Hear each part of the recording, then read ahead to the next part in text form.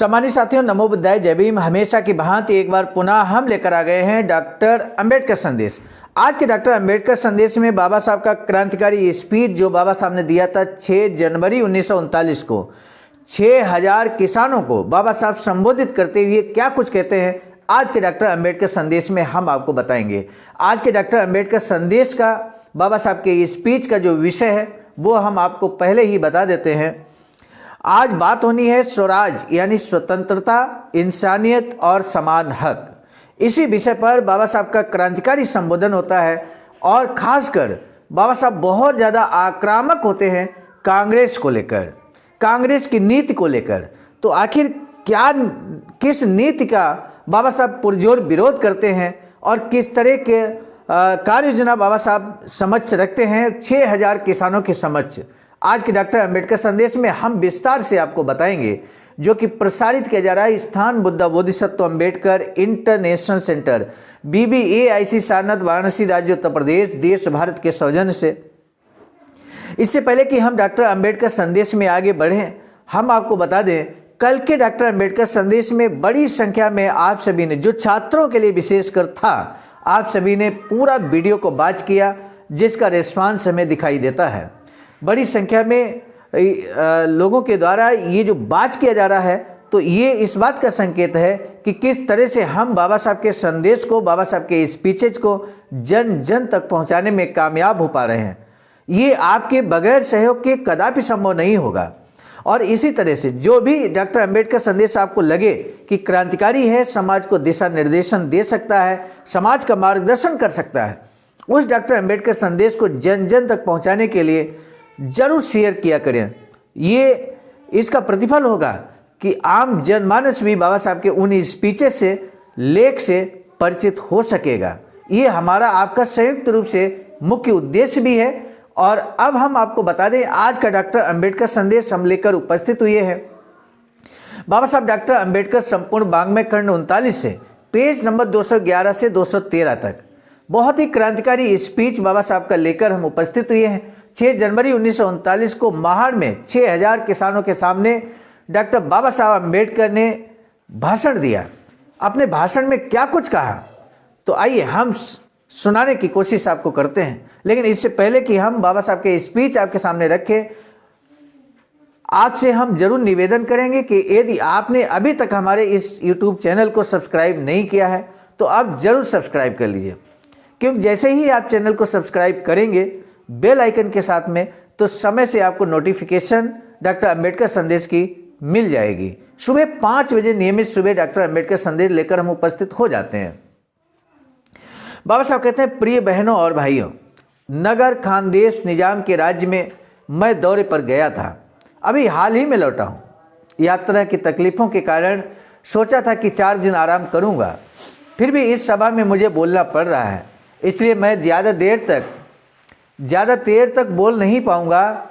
10 से 12 मिनटों तक मैं बोलूँगा। मैं केवल 3 बिंदुओं पर बोलूँगा। 7 प्रांतों में कांग्रेस का राज्य है। यहाँ पर बाबा साहब कहते हैं कि मैं 10 से 12 मिनट तक बोलूँगा, यानी कि 10 से 12 मिनट का ये वीडियो होने वाला है। तो सम्मानित साथियों, हमारा आपसे निवेदन है कि आप धैर्य के साथ सुनिएगा। बाबा साहब कहते हैं, मैं केवल 3 बिंदुओं पर बोलूँगा। 3 बिंदु, आखिर वो 3 बिंदु कौन से हैं? 7 प्रांतों में कांग्रेस का राज है, अर्थात कांग्रेस का शासन है, सत्ता है। बंगाल और पंजाब प्रांतों में अन्य पार्टियों को नेस्तनाबूद कर कांग्रेस का राज स्थापन करने की कोशिशें चल रही हैं। 3/4 हिस्से में कांग्रेस का राज है। 3/4 हिस्से में। मेरे एक मित्र ने मजाक में कहा, कांग्रेस द्वारा अधिकार ग्रहण को आज 18 महीने बीते हैं। कोई महिला 18 महीने में 2 बार बच्चा पैदा करती, लेकिन ये औरत अर्थात कांग्रेस के लिए बाबा साहब कहते हैं अभी पेट से भी नहीं है। ये बात बिल्कुल सही है। इस दौरान जनता के सुख संतोष की जानकारी देना अनुचित नहीं होगा। पहला, बाबा साहब कहते हैं, जो पहला बिंदु है आज का हमारा, वो कहते हैं हिंदू मुसलमानों की एकता का मसला महत्वपूर्ण है। स्वतंत्र लेबर पार्टी की सभा में ये मसला नहीं उठाया जाता। वहाँ हम केवल पेट के मसलों पर विचार करते हैं। पहले पेट पूजा, फिर भगवान की पूजा जैसा हमारा वहाँ बर्ताव होता है। लेकिन अन्य सवाल पैदा होते हैं तो पेट के सवाल अपने आप हाशिए पर चले जाते हैं। इस देश में मुसलमानों की संख्या 8 से 9 करोड़ है। ये लोग मजदूरी करने वाले या गुलाम नहीं हैं। महाराष्ट्र में नहीं, लेकिन हिंदुस्तान के अन्य हिस्सों में औरंगजेब, अकबर आदि मुसलमान राजाओं की सत्ता थी। मुसलमानों की महत्वाकांक्षा है कि वे राज्य की सत्ता को काबिज कर लें। कोई ये न समझे कि हमारा सामना केवल हिंदुस्तान के 9 करोड़ मुसलमानों से है, ऐसा कोई ना समझे। अफगानिस्तान, इराक, पारसिया, तुर्किस्तान, इजिप्ट में भी मुसलमानों की सत्ता है, जो समय आने पर उनका साथ देती है। मुसलमानों का कहना है कि एक बार फिर पानीपत होने दो, इसलिए हिंदू मुसलमानों के बीच एकता होना जरूरी है। सत्ता जिस कांग्रेस पार्टी के हाथ है उस पर ये सारी जिम्मेदारी है, हम पर नहीं। हिंदू मुसलमानों की लड़ाई के बारे में कांग्रेस ने क्या किया? जानबूझकर वह निष्क्रिय रही, उसने कुछ नहीं किया। पिछले 5-6 दिनों में पटना में मुस्लिम लीग की सभा हुई है, उसमें हुए भाषण से जो ध्वनित होता है उस पर ध्यान दीजिए।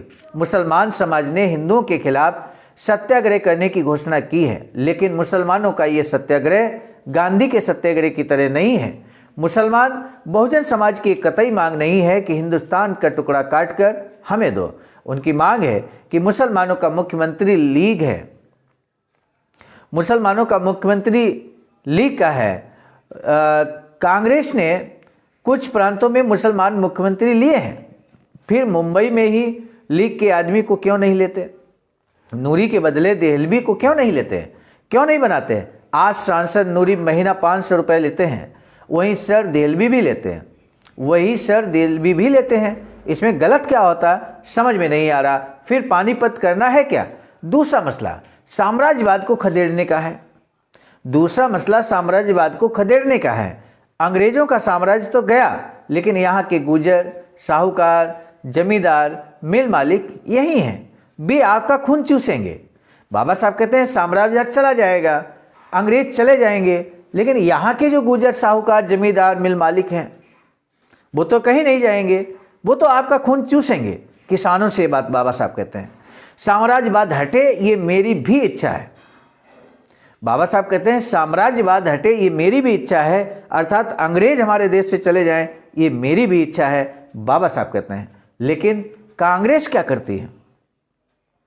केंद्र सरकार अर्थात फेडरेशन बेहद घिनौनी है। ऐसे डाकू राज्य रजवाड़ों के हाथ हमारी गर्दन पकड़ाने का इरादा अंग्रेज सरकार रखती है। कांग्रेस के हाथ कौन सी उपाय योजना को लागू करना चाहती है? अंग्रेज सरकार यही फेडरेशन हमारे माथे पर मारना चाहती है।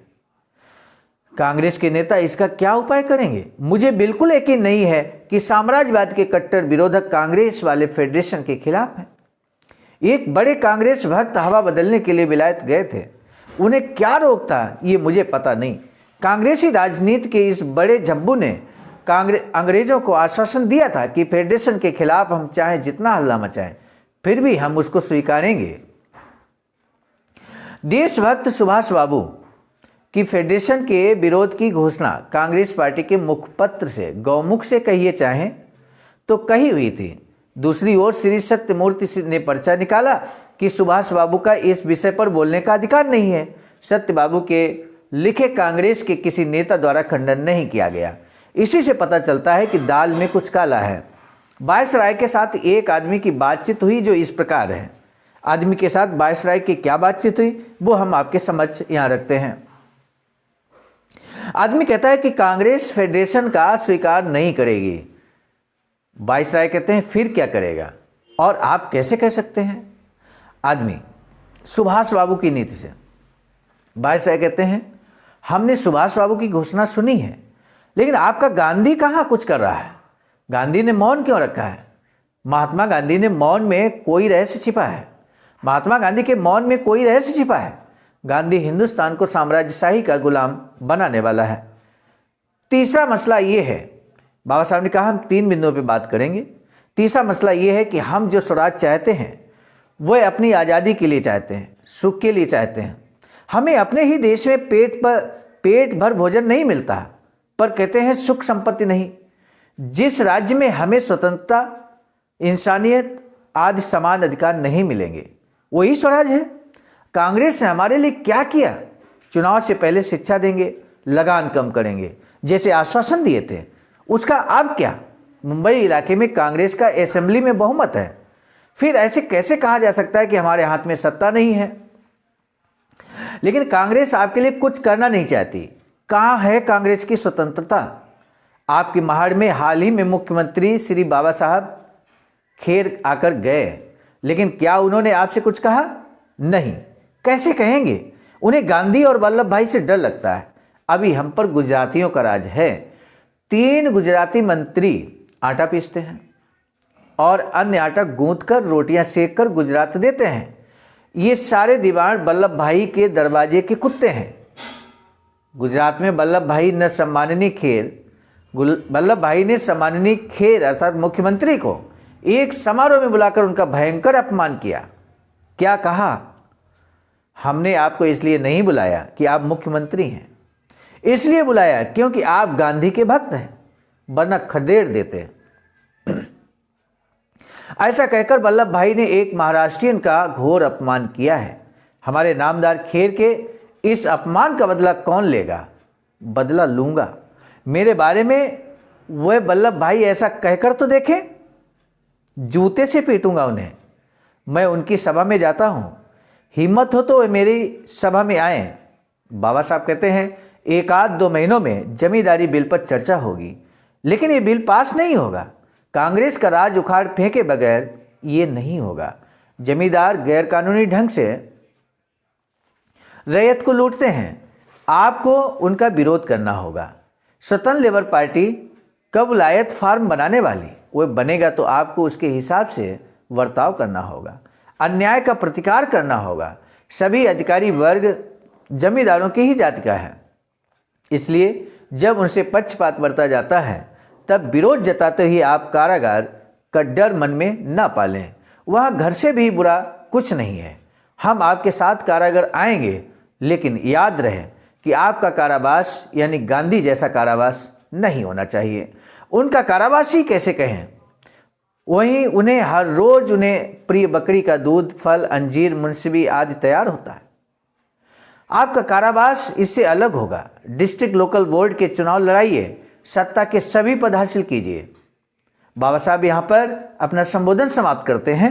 सम्मानित साथियों, आज का डॉक्टर अंबेडकर संदेश 6000 किसानों को बाबा साहब ने संबोधित करते हुए कहा। जो कुछ भी कहा वो आपके समक्ष हमने प्रस्तुत किया।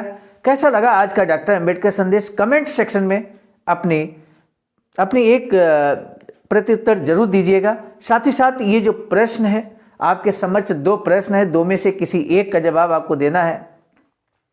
बाबा साहब डॉक्टर भीमराव अंबेडकर ने कौन सा 3 बिंदुओं का वर्णन किया है? उन 3 बिंदुओं का हेडिंग आपको लिखना है।